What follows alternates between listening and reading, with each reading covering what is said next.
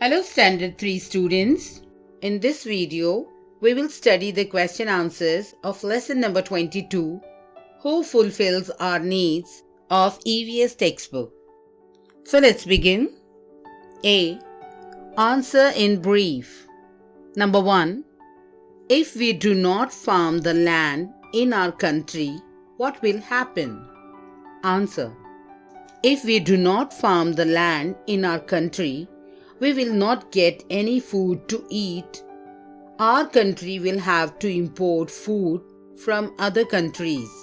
So, agriculture is an important occupation required for our country. Number 2. What are the occupations of the people in your locality? Answer. Some of the people in my locality are businessmen, others are engaged in farming.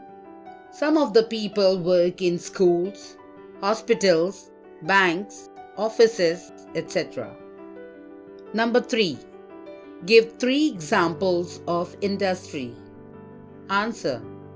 Automobile industry, fishing industry, manufacturing industry. B. Write the missing links. 1. Cotton dash textile. Answer. Producing threads. 2. Dash fruit processing, jam or jelly. Answer. Fruits. 3. Iron, automobile industry, dash. Answer. Motorbike or motor car.